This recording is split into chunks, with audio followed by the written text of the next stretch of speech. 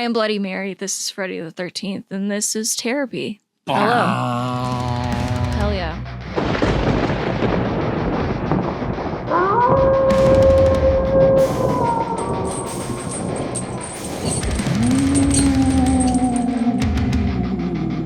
How is life going this week, Mary? It's going so good. We just filmed an entire episode and didn't get any of the sound. So we'll recreate our sadness. Oh, no. That was our dress rehearsal. Right. I was doing a lot of introspection this week, so I'm very excited to get back into it. We haven't done this in like 2 weeks. Right. There was like a halfway point where Mary was texting me and she's like, I'm sad. And I was like, what's going on? Because I also was sad. And she was like, I miss Terrorpy. And I was like, I told you I miss it all the time. Because this is like our real therapy sessions. Yeah. And we get to talk about like our real problems and like talk about our loves and the things we're passionate about. And it kind of like for me personally, it always helps me through another week. It gets me in a good mindset and a good place to keep going. Yeah. And so like I feel that's you told me that's what you're missing in life, basically, for the past 2 weeks. So what is the thing you want to talk about most this week here? Oh my gosh, there's so much. So I've been looking back at my childhood a lot this week, which has been really interesting. I've always been a very spiritual person, but I'd say when I was around like 21, I had a big shift in my life right when I turned 21, actually. And I think that's when I really started like this self-help, self-love journey, whatever the you want to call it. But that's really what happened. And I've been doing a lot of introspection. There are times that I'll like fall out of it because I try to do like 6 months on, 6 months off because I'm like a textbook oversharer. Okay? Same. I mean, I can't. You've heard me on all these episodes. I'm trying to work on it, but there are times that like I will drive myself insane and I'm like, all these bad things are happening because the universe is punishing me, which is like, to me, Christian bullshit. That These bad guilt. things are happening to you because you need to repent. Nah, you should probably just meditate or some shit. But yeah, I've been doing a lot of introspection this week, specifically with my childhood, mostly like either my early teen years or like throughout my entire teenagehood, I guess. And we talked a lot about that last episode with me talking about Jennifer's body. And since we had 2 weeks, why I texted you is because after we did that little segment, I started really thinking about what I was saying about being a teenage girl, and watching Jennifer's body reminds me of being a teenage girl. It wasn't so much, it reminds me of like the competition of being a teenage girl. It reminded me of what I was like as a teenage girl. And that's what I've been reflecting on, that I felt very insecure about. Like, it seemed to like flip between different things as I was growing up. Like when I was a very young child, I was very outgoing and had a very, very bold, crazy personality. I was a weird ass kid and I knew that, and it kind of pissed some people off. So eventually when you're getting to like, I felt a clear shift when I was like 12 or 13 that I started to really care about what other people thought about me. Yeah. So it turned into, I don't really like my looks, but it doesn't matter because I have a cool ass personality. And then it made like a drastic shift where I was like, the only thing that people care about in regards to women is how pretty they are. Oh my God. It was bad because I'm like 16 thinking like, well, as long as I'm polite and kind and I mind my business, and I'm not supposed to be that kind of girl. I'm supposed to be this kind of girl. And I'll fully admit I was a pick-me because I was searching not only for male validation,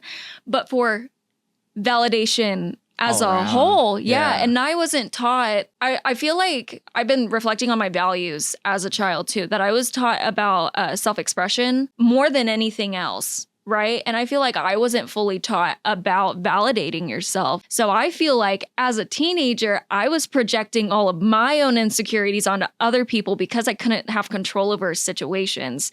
And that would lead to a lot of frustration and feeling competitive and feeling that like weird comparison. So when I was talking about Jennifer's body, that's another thing that I was reflecting on was I don't think that that's necessarily like a teenage girl thing. That was me as a teenage girl, 1000%. And I feel like maybe other girls can relate to that kind of thing because we are taught being a girl, for some reason, we have to really, really care about how we're viewed from another perspective. Like, are you being pure and ladylike and all this bullshit? Like, are you beautiful? Like, you still have to care about all that shit for some reason. I don't know. I feel like it really drags.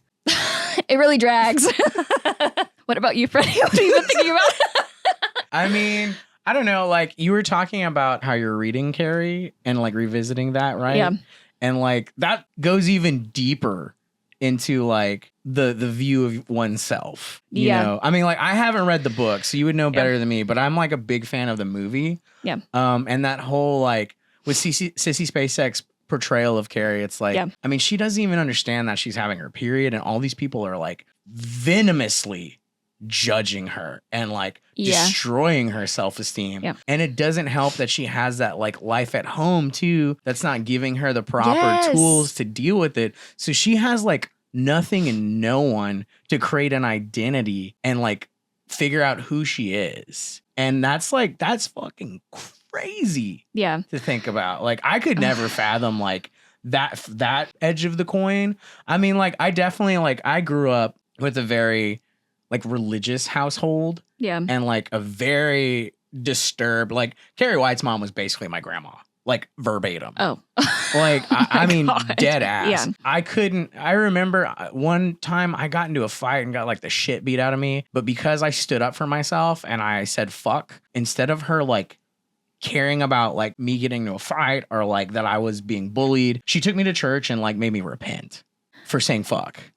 Like I said, I could never fathom like your end of that, but like I get like that because I didn't have a personality really until high school. Like it started blossoming in middle school, which honestly kind of came from like what we're going to talk about a little bit later with the kinder horror. But like my grandma like would not let me pick out my own clothes. She like made sure that I dressed her way because that was what was proper.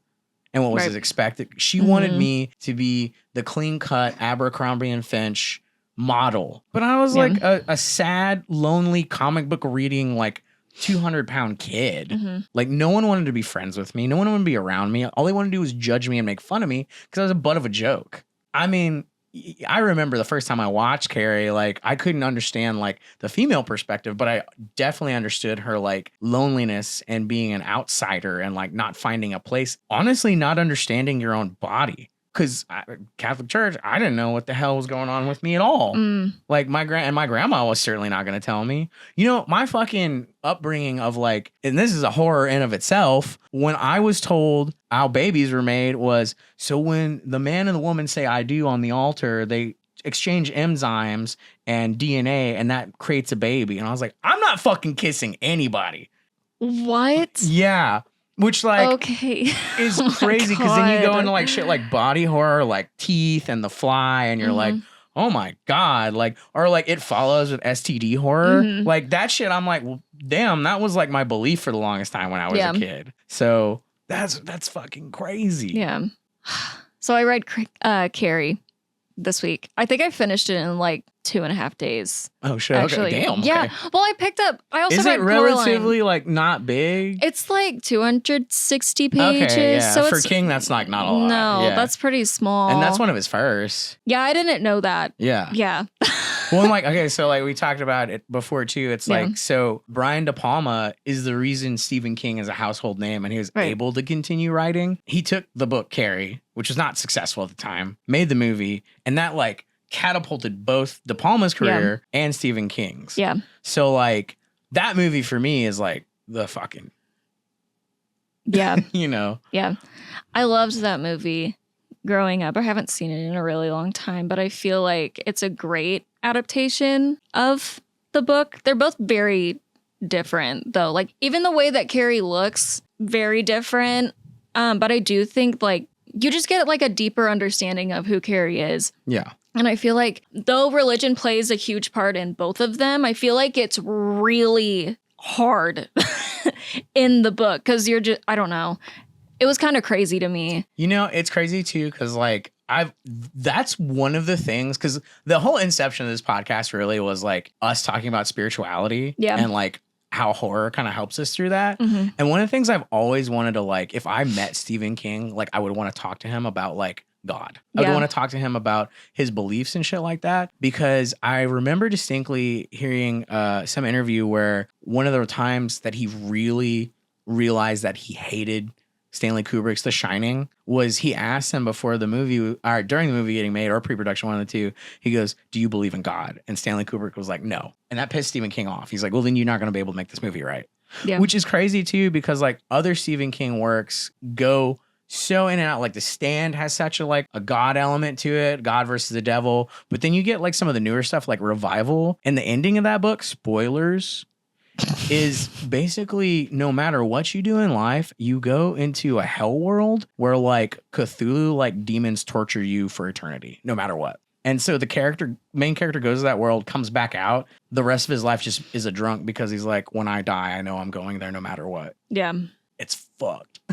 So it's like, it's crazy. And that is obviously post like Stephen King almost dying in a car wreck. Yeah. Which is why he finished The Dark Tower, because he wanted to get it done with. So like that'd be the question I would want. I want to talk to Stephen King about God and how he feels through the years, you know. Influences his work, because beyond just being Christian, there's a lot of I don't know, spirituality is such a broad fucking thing. It means so many different things, and it's not, I don't believe in organized religion. No hate.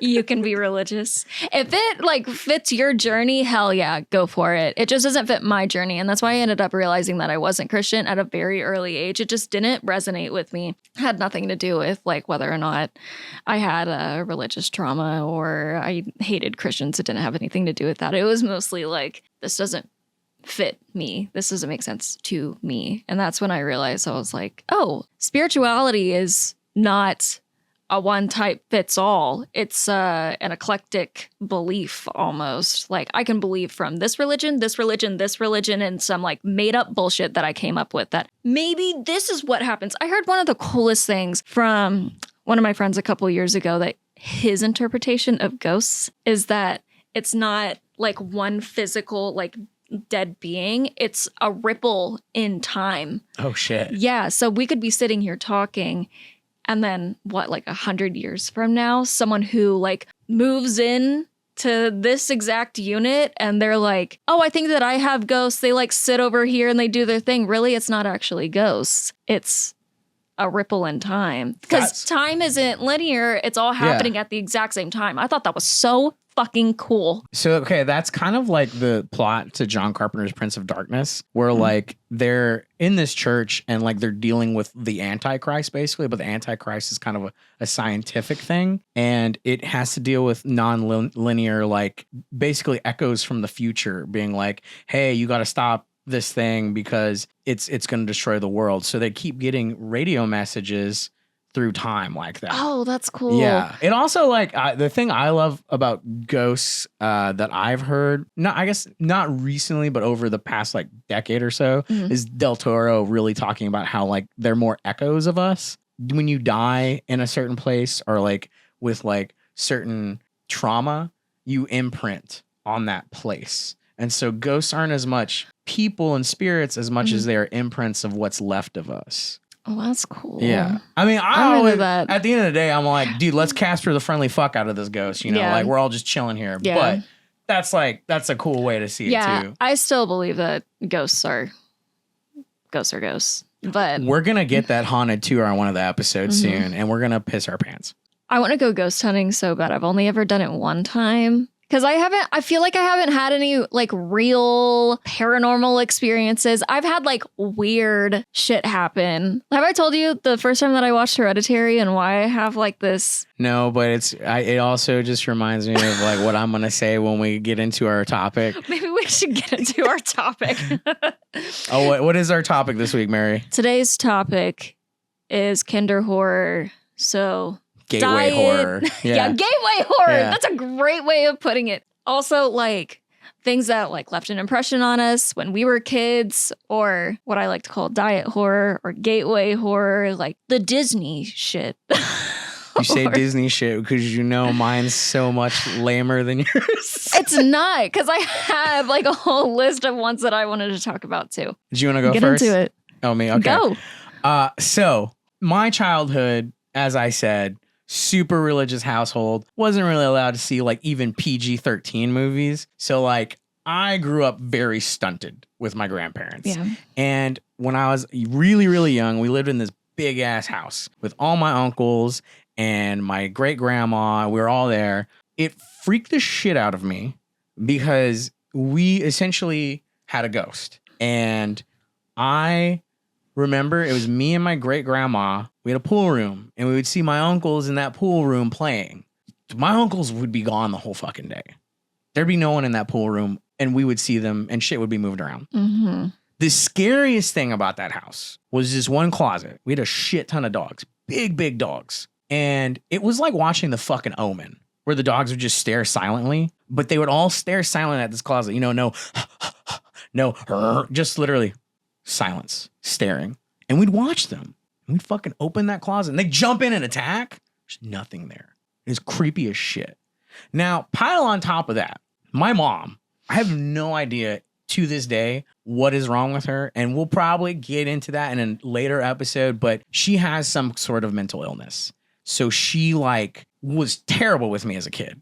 Like terrible. Specifically, I was scared shitless of the heffalumps and woozles in Winnie the Pooh. Mm-hmm. And I don't know like if it's that old school Disney look of the hand-drawn cartoon animation or the aesthetic, but those heffalump and woozle sequences fucked me up.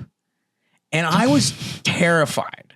I remember we would constantly get Winnie the Pooh VHSs from Blockbuster. Yeah. And that one, I was watching it in my grandparents' room. And at night was when scary shit would happen. And I remember we were the only ones in the house, me and my mom. And every time it would get dark there, she would freak out. We gotta go. So the heffalumps and woozles will start fucking playing on this TV. And she runs over, ejects the tape. It's dark as shit outside. We gotta go. And she's like taking me down the stairs. I'm scared out of my mind, holding her hand so much so that I have my eyes closed because I'm so terrified of what she's screaming about. And I have this dark, horrible presence feeling all around me. Like I'm being like claustrophobia almost, where I'm being like encompassed in like fear and dread and like something is trying to get at me. And I've only ever felt that feeling anytime that I've been at a place that someone says is haunted. Specifically, one of my best friends, I slept over at his house. His whole family swore to God there was a ghost. And I slept in a little sleeping bag on the floor, sweating profusely, feeling that same feeling like something was right in my face, ready to take me out. And so I fucking feel all that shit whenever I like think of the heffalumps and woozles, or the other two is the fucking Disney Legend of Sleepy Hollow with all the jazz. But at the end, the Headless Horseman shit is so eerie and creepy and the aesthetic's horrible. Now, the other fucked up thing, and this is a really weird movie that's horror adjacent, but my uncles used to fuck with me a lot, and we had a little crawl space under the house. Ew, no. And there's this movie by Disney featuring Sean Connery called Darby O'Gill and the Little People. And there was a banshee in it. And it's old as shit. But I live with my grandparents, so they made me watch really old shit. Well, he used to fucking throw me in there, turn the lights off, bang around, and scream that the little people are coming to get me because there was a little door perfect for like a fucking leprechaun to come out of and take me. And he would make the sounds of the banshee. I don't even know what to say. I was tortured what the fuck? so hardcore as a child with that shit. So how the fuck was I gonna like watch real shit? Y'all are freaking me the fuck out. Yeah, what are y'all doing? I'm scared. We're just gonna make sure she doesn't bark. Oh, I think I thought she was staring at something. She is staring at something. Oh, she's hearing shit No, no, outside. no. That's why. No spooky shit during the spooky podcast. No, thank you. Yeah. I'm telling you, I think that you are psychic. You haven't tapped into your abilities. What? You're Carrie. Ela- You're Carrie. Hold on. Elaborate. I don't know. What the fuck? Oh my God. Anyways, so yeah, those are my 3 as a child. Yeah. Now there's 2 big boy movies. Right. My step grandpa would just sit on his ass. We called him the old man. Sitting there with a cigarette, watching fucking Sci-Fi Channel with their terrible ass movies. But every once in a while, every blue moon, there'd be a cool movie on. Mm-hmm. He's watching Jaws. Right. I was like 7. And I walk into the room to get my little fat ass a snack. And the little Kittner boy is killed, who's around my age, screaming bloody murder, blood in the ocean. At this point in my life, I had stepped into a shark's mouth as a child. What? I was at the beach, and there was a little baby shark. I stepped in its mouth, threw my boogie board, and never got in the ocean again. And then that scene, seeing it on the screen, fucking paralyzed my ass. What the hell? So, yeah. Then I wanted to watch Alien for the first time because I thought I was a big boy enough. I was going into middle school, and we rented it from Blockbuster, and all the lights are out. It's just green ambient fucking light. The chest burster scene comes, and I'm shaking, and a fucking bat flies down the chimney into the house and starts attacking me as the chest burster is. And I'm being attacked by a bat like I fucking bit its head off like Ozzy Osbourne as the alien is happening. And I did not sleep for weeks. Yeah. And that was going right in the middle school. Yeah, I wouldn't either. So yeah, every time, all my kinder horror has to do with some weird shit that happened to me. And psychic abilities. I guess like it's like you're gonna feel this. And I'm just like, You're gonna feel it hard. Yeah. So like it's no, I mean, honestly, that's weirdest thing we talk about the first episode. Me finally watching Freddy versus Jason for some reason, having the courage, I got into horror. Then I got into Chucky, and like the floodgates just fucking opened one day. I don't know what happened. Yeah. Probably because it was a safe space to watch these movies where nothing was happening to me. Yeah. Cause like ancillary, I was being attacked by fucking nature. Right. Yeah. So yeah, those are my gateways into horror that started my psychobilly freak out. You're confronting your fear in a safe environment, which is what I said about what I think, to me, what horror is, why people like horror so much, is that you're able to confront something, be that trauma or whatever. Outlet. Yes, that you have control over it. I can hit pause. I can just not watch this. I can cover my eyes. I can do literally anything to protect myself from this big scary thing, because it takes me out of the big scary things that I don't want to think about. Like for us, learn how it's made. Which is what I'm about to get into. Hell yeah. I'm 6 years old. And we really both started at the same time. Yes. I'm 6 years old. And I had seen other horror movies in my like early, I wouldn't even consider it like childhood, like toddlerhood, right?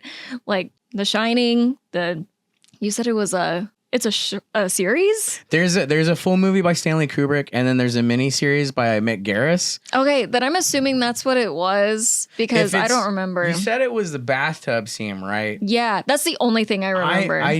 I've only seen bits and pieces of the mini series, but the way you describe the bathtub scene to me definitely seems like the full movie. So you probably watched an edited version of it. Maybe. Like a made-for-TV version. Oh, okay. Which I shouldn't say made-for-TV. So back in the day, they would constantly make, here's our theatrical cut and here's our TV cut, which my favorite one is for Die Hard. I believe it was, instead of Yippee-ki-yay, motherfucker, it's Yippee-ki-yay, Melon Farmer. Dope. The one you would like, and I think you can watch it on the DVD, is Shaun of the Dead. They have a version where instead of fuck, it's funk. Why do they do that? I was just talking to Cole about this because we were watching The Craft, because I fucking love The Craft. Fuck yeah. And there's the part where Sarah's talking about how she slit her wrists, and then Nancy goes, punk rock, and then fucking grabs her arm and then walks away. Love that part. But the only reason why I remember it is because in the TV version, they cut out that entire scene. You don't even know that Sarah even did that in the TV version at all. They cut that whole part out. Because religious people are terrified. Of feelings. And swears. Yeah, people do things. Okay. Anyway, I had seen horror throughout my childhood, but nothing really like stuck. Like there have been things that scared me, but not to this extent. Like this like stuck with me. So I'm 6 years old. I'm at my grandmother's house and she wouldn't let me watch this movie the night before because she thought it would give me nightmares. So the next day, and we would have sleepovers all the time. So this was not like out of the ordinary. We were constantly like putting on like Charter on Demand, some weird shit. This is how I found Ubi. This is how I found Do y'all remember Ubi? The talking hand? Come on now. Cole knows what I'm talking about. The talking hand with the little eyes. Anyway, on Charter on Demand, we put this movie on and then she leaves. She goes to an appointment. So I'm home alone, 6 years old. I'm going to say 6 years old like 10 more times. Trust me. Just drive it through. Scared by myself. This movie scares the fuck out of me. So I go home. And for months, I cannot go to sleep. This is the only thing that I can fucking think about. And I had dolls, 1,000,000 dolls as a kid. I would get like a special doll for Christmas, a special doll for my birthday. I had so many. I had little carriages for them. Like a fucking Dead Silence. Yes, I think that's also why Dead Silence scared the shit out of me. Because you're Mary Shaw, literally. Yeah. Yeah. This movie scared the shit out of me. And this movie was Charles Band's Doll Graveyard. This movie sucks because I've watched it since. But as a 6-year-old, having dolls, it really impacted me. That makes more sense because Charles Band's entire filmography is like, I'm going to steal the idea of killer dolls from Chucky and just make a shit ton of them. And Chucky ended up scaring the shit out of me like several years after that. But this was the first one that was like, oh shit. I don't know what the fuck to do. You said Charles Band immediately was like Ghoulies? Yeah. And you're like Doll Graveyard? I'm like, holy Which I think shit. also has a second name, but I just don't know what it is. I just have Doll Graveyard in my fucking head. We would go to Blockbuster and it would be out on the table and I would have to like walk so far away from the table. It scared me that much for months until my mommy, she was like, we're gonna handle this. So she gets a little cup. She gets a little butter knife. She's like, okay, this is a cup. This is a regular ass cup. And if you stick a knife to it, doesn't it look a little bit scary? I was like, okay, I get that. And then she starts talking about the Lord of the Rings and telling me how pretty much how movies are made, right? Well, you're putting on all this makeup or you're doing special effects and these are actors. These aren't real people. Because at the time, I didn't understand that concept. I was like, I didn't understand that these were characters, not real people doing their real life shit on camera. Like, I just didn't understand that. Because I grew up on camera, like from a very, very early age where my parents would follow me around with a camera. So like, this was not. So you disconnect. Yeah. So I was like, oh, that's a real person. Yeah. But she was explaining to me how this was all made. So I would put on Lord of the Rings every day. And right after I would finish the movie, I would put on the behind the scenes. And that ended up influencing me to ask my parents if we could make a movie of our own. And I would like go steal my mom's little flip phone. And I would make a little recording of myself doing like dumb little movie shit. And then we went to Walmart one year and I got my little hot pink little camera and I would make little movies. It's so embarrassing, but I have it on my hard drive. There's a little Child's Play sequel. Oh, hell yeah. On my hard drive from when I'm like... He fights all your other dolls. That's exactly what happens. Yeah. Hell yeah. I'm like 9. So this really influenced me and it's just really cool to like look back on because I ended up getting into film. So that's fucking badass because like your mom basically was just like, let me show you how to be an effects wizard. Like in a way, yeah. She was a big influence on why I ended up going the way that I went because I tell everybody that The Wizard of Oz and The Lord of the Rings are kind of the reason why I got into film, which is true. Like, ultimately, that is what it is. But it is, like, the major influence of what, like, catapulted me into even getting an interest in it was because of this shitty Charles Band movie. Yeah. But she was, like, really, really heavy on art. Like, she was the reason why I started dancing before I even started acting. I think I was, like, 3 or 4. And she put me in dance. And she was the reason that I went into theater. And that if I wanted to, like, stray from that and, like, do something because of the validation, she'd be like, bitch, you're joining a theater troupe. Shut up. Yeah, so that's just, I don't know. I look back at that kind of thing, and even though it's like some dumb little movie, I'm like, that's so cool. That like, this like it opened the floodgates. This is like, I'm still doing this shit to this day. I just want that moment where you win an Oscar and you're up there and I'd like to thank Charles Band's Doll Graveyard. Because first of all, Charles Band will never be uttered at the Oscars. much less Yeah. Doll Graveyard. Can I tell you my one Charles Band story? Yes. He used to have this thing called Charles Band's Full Moon Horror Roadshow. Mhm. It was the most atrocious, god-awful thing ever. And I was so excited to go because I was like, oh, all these horror movies that I don't know about. Holy shit. And like Viggo Mortensen had his first movie with Charles Band. I get there and he's like pulling ladies on stage to be victims, and a nerdy little weird dude with his fucking pants pulled up to his chi-chis with like glasses and overbite who looks like he's never talked to a woman in his life. And then this big ogre looking motherfucker to play the monster. And the ogre looking motherfucker tore all the girls' shirts off. And the nerd kid got a boner on stage. And I was like, what the fuck is this? And Charles Band's loving it. He's like, this is what it's about. And I'm like, and then I started watching his movies and I was like, titties. Piranha 3D. Terrible fucking dolls. Horrible looking dolls. And the Evil Bong. That was the year he premiered the Evil Bong. And that's when Evil Bong 420. Evil Bong 666 versus Ginger Dead Man or the Ginger Weed Man. Whatever the fuck. Oh my God. That was when I learned not all horror is good. Yeah. I remember trying to watch this movie again when I was like... Doll Graveyard? Yes, when I was like 13 or 14 and being so disappointed. I was like, oh, I remember this being so terrifying. And it's just not... One thing did affect me in my adulthood that I did not realize was from this movie. There's a scene where, to be fair, like all of these dolls are kind of problematic.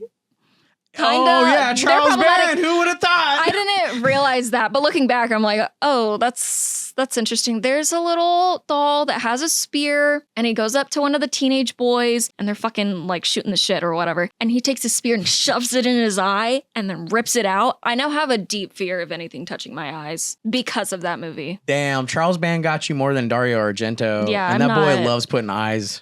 Yeah, out. I don't like that. Put it in your movie. I don't care. I think it's a great way to I was so do waiting for you to effects. describe that doll, and I was like thinking so many terrible things. No, I'm not about to do that. You can watch the movie yourself. Hey. Okay, well, damn. So, Yeah. diametrically different kinder horrors for us. Yeah. Nonetheless, here we are. Affected. Yeah. Permanently. In love with it, honestly. Yeah. Yeah. But yeah, all right. I guess we'll wrap it up for this week, Mary. Any last thoughts? Don't watch Doll Graveyard. I hyped it up. It's not good. Don't Unless, watch this unless movie. you want to become the Ginger Weed Man, another Charles Band classic, and then watch Doll Graveyard, or possibly Evil just Bong drink 420. a whole bottle of tequila and watch it. Don't do that. That sounds horrible. I don't condone that. All right. That has been Terrorpy for this week. I am Freddy the 13th. I am Bloody Mary. Jingle, jingle, jingle. Clink, clink. Like, subscribe. Leave a comment. Tell us about your experience. What was the first horror movie that you had ever seen? Hell yeah. Bye.